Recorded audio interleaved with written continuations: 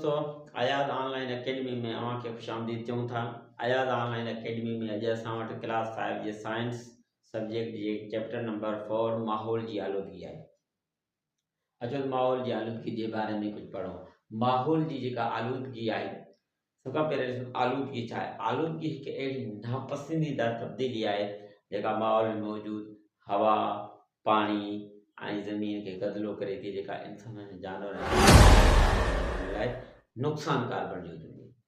हाणे असां ॾिसो आलूदगी खे केतिरनि क़िस्मनि में रखियो वियो आहे। आलूदगी खे 3 क़िस्मनि में विरहायो आहे। ज़मीनी आलूदगी, हवा जी आलूदगी ऐं पाणी जी आलूदगी। अचो त असां अॼु तव्हांखे पाणी जी आलूदगी जे बारे में ॿुधायूं त पाणी कीअं ख़राब थी वञे थो ऐं कीअं नुक़सानकार बणिजी वञे थो। त पाणी जे नुक़सानकार बणजण जा काफ़ी ज़रिया आहिनि, काफ़ी सबब आहिनि। कहिड़ा कुझु सबब असीं अव्हांखे ॿुधायूं था पाणी कीअं गदिलो थिए थो। कारखाननि मां तमामु घणी मिक़दार में केमिकल मिलायल ज़हरीलो पाणी उहो दरियाहनि नालियुनि जे ज़रिए वही वञी जॾहिं समुंडनि में पए थो त उन में पाणी गदिलो थी थो वञे। ऐं काफ़ी ज़हरी दवाऊं जी इस्तेमालु न उनजो मिलायल पाणी आहे। ऐं घरनि शहरनि मां जेको गटर गंद किचिरे जो जेको पाणी आहे, उहो पाणी वेही करे जॾहिं समुंडनि दरियाहनि में वञे थो त उहो पाणी तमामु गदिलो थी वञे ऐं तमामु ज़हरीलो बणिजी वञे थो। हाणे उन जा असरात पोइ वरी गॾु तव्हां ॿुधायूं था। हाणे असीं अचूं था एयर पॉल्यूशन में, हवा जी गदिलाण। हवा जी गदिलाण छा आहे? हवा जी गदिलाण हिकु तमामु ख़तरनाक गदिलाण आहे। हवा जी गदिलाण ख़ासि करे धुएं मां पैदा थिए थी, पर उहो धुओं किथां अचे थो? कोयले जे ॿरण सां, गैस जे ॿरण सां, तेल जे ॿरण सां, यानी का बि शइ ॿारण सां जेको धुओं पैदा थिए थो उहो हवा खे ॾाढो तमामु गदिलो करे थो। हींअर बि तव्हां ॾिसो त कराची जहिड़े वॾे शहर जेको दुनिया जे 6 नंबर ते गदिले जेका कैटेगरी में आहे, जेके दुनिया में तमामु घणो गदिला जेके शहर आहिनि आलूदगी जे हवाले सां उन्हनि में 6 नंबर ते आहे। हाणे उहो छो गदिलो थी वञे थो? तमामु गाॾियुनि जो तमामु घणो रश आहे, कारखाना फैक्ट्रियूं लेबॉरेटरियूं तमामु इलाही तइदाद में आहिनि। ऐं उन्हनि लेबॉरेटरियुनि मां निकिरंदड़ ऐं उन्हनि वॾनि कारखाननि मां निकिरंदड़ धुओं ऐं गाॾियुनि मां निकिरंदड़ धुओं, इहो सभु मिली करे हिन हवा खे तमामु घणो गदिलो करे रहिया आहिनि, तमामु ज़हरीलो बणाए रहिया आहिनि। ऐं हुनजा जेके असरात आहिनि तमामु ख़तरनाक हद ते वधी रहिया आहिनि। हुननि जे असरातनि जे बारे में वरी अॻिते तव्हांखे ॿुधायूं था। हाणे असां अची तव्हांखे ॿुधायूं था ज़मीनी गदिलाण जे बारे में। ज़मीनी गदिलाण छा आहे?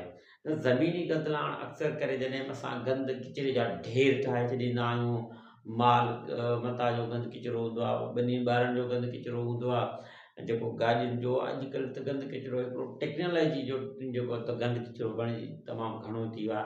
तव्हां ॾिसो त ही टीवियूं, डिश, मोबाइल रिसीवर टेक्नोलॉजी, पुराणा कंप्यूटर वग़ैरह, इन्हनि जो त तमामु घणे तइदाद में किन किचिरो वधी रहियो आहे। उहे जेकॾहिं तव्हां ॾिसंदो त किथे किथे तमामु मुल्कनि में वॾा वॾा ढेर पिया आहिनि। पुराणनि टायरनि जो गंद किचिरो, मुख़्तलिफ़ पुराणनि गाॾी टेक्नोलॉजी जा जेके एक्सरीज़ आहिनि उन्हनि जो तमामु घणे तइदाद में जेको आहे गंद किचिरो ढेर ज़मीन खे गदिलो करे रहियो आहे। ऐं ख़ासि करे प्लास्टिक जूं बोतलूं ऐं प्लास्टिक जी शयुनि जो तमामु घणो तइदाद में इस्तेमालु, उहो ज़मीन खे बि गदिलो करे रहिया आहिनि, उहो पाणी खे बि तमामु घणो गदिलो करे रहिया आहिनि। सो इहे शॉर्टकट में तव्हांखे गदिलाण जे बारे में असां ॿुधायो गदिले कीअं गदिलाण पैदा थिए थी, आलूदगी कीअं हिननि शयुनि में पैदा थिए थी। हाणे अचो त उन्हनि जे असरनि जे बारे में तव्हांखे ॿुधायूं। जेको हवा जे गदिलाण आहे उन जो असरु छा आहे? अॼु तव्हां हीअ ॾिसी सघो था त हवा जे गदिलाण जे करे कहिड़ियूं बीमारियूं पैदा थींदियूं, उन्हनि जो असरु छा आहे? हवा जे गदिलाण जे करे दम जी जेका साह फेफड़नि जी बीमारी आहे उहा पैदा थिए थी, ऐं निमोनिया, कैंसर, काफ़ी जेके साह सां रिलेटेड जेके बीमारियूं आहिनि फेफड़नि जूं, उहे तमामु घणी तइदाद में हवा जे गदिलाण जे करे पैदा थियनि थियूं।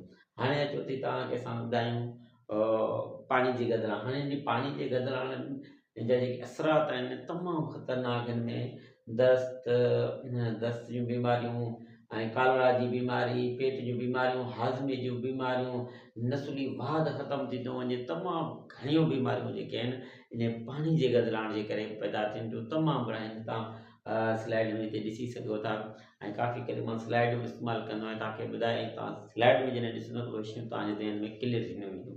हाणे असीं अचूं था हिते ज़मीनी गदिलाण जे।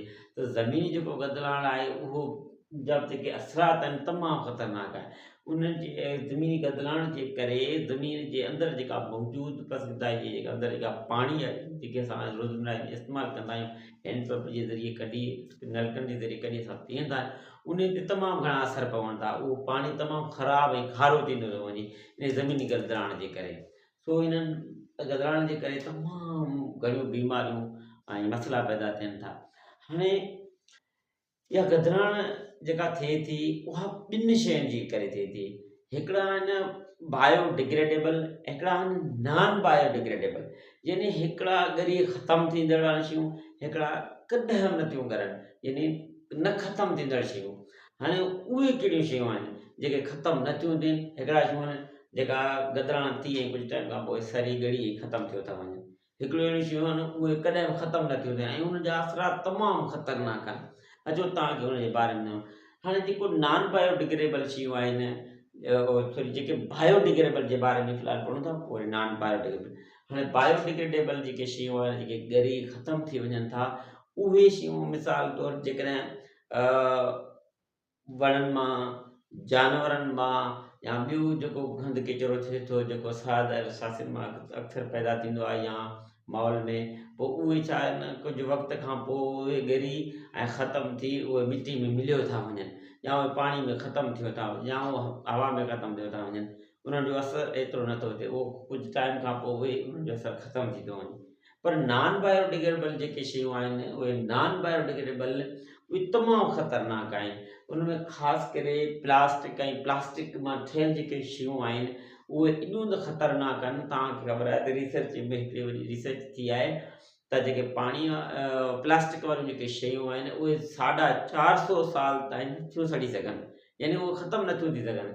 450 साल एतिरो वॾो अरसो आहे। यानी उहे जेकॾहिं पाणी जी बोतल तव्हां ज़मीन में पूरे छॾियो त कई सवे साल गुज़री वेंदा उहो पाणी वारी बोतल जेका प्लास्टिक जी जेका बोतल आहे या प्लास्टिक जी जेका बि शइ ठहियलु हूंदी उहा सड़ी कान सघंदी ऐं उहा प्लास्टिक जी शइ तव्हां जेकॾहिं पाणी में उछलींदो त सवे साल गुज़री वेंदा। उहा प्लास्टिक वारी बोतल ईअं ई हूंदी उनखे न कट चढ़ींदो न उहा सड़ी सघंदी न ख़तमु थींदो। माना उहे तमामु ॾुखिये तरीक़े सां ख़तमु थिया। इहे नॉन बायोडिग्रेडेबल शयूं। हाणे विच में हिकिड़ी रिसर्च थी आहे त व्हील मच्छियूं कुमियूं समुंड में जेके मरी रहिया आहिनि उन्हनि खे जॾहिं उन पेट खे चीरियो ॾिठो वियो आहे त उनमें काफ़ी तइदाद में प्लास्टिक जूं शयल जेके सिरिंजूं आहिनि प्लास्टिक जूं बोतलूं आहिनि प्लास्टिक जा जेके सिगरेट जा लाइटर्स आहिनि ऐं उनमें काफ़ी शयूं जेके प्लास्टिक जा शइ ठहे थो उहे उन्हनि जे पेट मां निकिता आहिनि। यानी इहे जेके नॉन बायोडिग्रेडेबल शयूं उहे तमामु इंतिहा ख़तरनाक आहिनि। हाणे इहे बि शयूं असां तव्हांखे डिग्रेडेबल ऐं नॉन बायोडिग्रेडेबल जे बारे में ॿुधायूं आहिनि यानी ख़तमु थियनि न ख़तमु थियनि। इहे हिन माहौल खे तमामु घणो आलीदा कनि पिया। हाणे उन्हनि खां बचण जा जेके उपाय आहिनि उहे कहिड़ा हुजणु घुरिजनि। हाणे असांखे पंहिंजे माहौल खे हिन दुनिया खे बचाइणो आहे महफ़ूज़ रखिणो आहे। उन जे लाइ असां वटि कहिड़ा उपाय हुजणु घुरिजनि। सभु खां पहिरियों त ॾिसो त हमेशह जेके नॉन बायोडिग्रेडेबल शयूं आहिनि जेके प्लास्टिक जूं बोतलूं आहिनि जेके प्लास्टिक जूं थेलियूं आहिनि बैग्स वग़ैरह उन्हनि जो तमामु घटि इस्तेमालु करणु। जेकॾहिं उन्हनि जो इस्तेमालु कनि त उन्हनि खे वरी रिसाइक्लेबल बनाइनि यानी उन्हनि खे ईअं फिटो करे विछड़ाइनि घणी तइदाद में वधी वञनि था त पोइ माहौल ख़राबु थी वञे थो यानी पाणी गदिलो थी थो वञे ज़मीन गदिली थी वञे। उनजे करे उन्हनि नॉन बायोडिग्रेडेबल शयूं उन्हनि जो घटि में घटि इस्तेमालु कजे। ऐं ॿी ॻाल्हि जेकॾहिं असां धुएं घणो पैदा थी थो वञे ऐं जेका हवा जी गदिलाइण थिए थी उन जे लाइ उपाय कहिड़ा वठणु घुरिजनि। उन लाइ ॾिसो हमेशह असांखे इजतमाही तौर ते इहा सोचणु घुरिजे त असां ट्रांसपोर्ट जेको इस्तेमालु कंदा आहियूं उहो अवामी ट्रांसपोर्ट इस्तेमालु कयो वञे। हिकु बस में 50 माण्हू सफ़रु कनि था उहो जेकॾहिं 50 माण्हू अलॻि अलॻि गाॾियुनि कारनि में घुमंदा त उन्हनि 50 गाॾियुनि जो धुओं ऐं गैस पैदा थींदो ऐं इन गैस ऐं पैदा थियण जे करे गदिलाइण तमामु वधी। सो उन गैस ऐं जेकॾहिं ॿियो वरी कारखाननि मां धुओं वग़ैरह निकिरंदो आहे उन गैस धुएं खे ख़तमु करण जे लाइ तव्हां कुझु कयो त घटि में घटि तमामु हर घर में 5-5 ॾह-ॾह वण लॻल हुजनि। हर आसपास इलाइक़नि में वणनि जो जेको आहे तइदाद वधाइणो पवंदो। इहो बि हिकिड़ो तमामु बहितरीनु उपाय। वधीक उपाय जी लिस्ट जेको आहे मां तव्हांखे हिते स्लाइड में ॾियां थो तव्हां ॾिसो। दोस्तो मां अक्सर कोशिशि कंदो आहियां त वधीक स्लाइडूं इस्तेमालु कयां ताकी जॾहिं तव्हां मुंहिंजी आवाज़ ॿुधो त तव्हां गॾोगॾु का स्लाइड हलंदी लहे ऐं स्लाइड ते तव्हांजी नज़र पए त मुंहिंजी जेका आवाज़ आहे मुंहिंजो जेको कुझु आउं ॿुधायां पोइ उहो तव्हांखे सम्झ में अचे। तो हुनजे लाइ अॼु तव्हांखे असां माहौल जी आलूदगी चैप्टर नंबर 4 क्लास 5 जी साइंस तव्हांखे ॿुधायो आहे।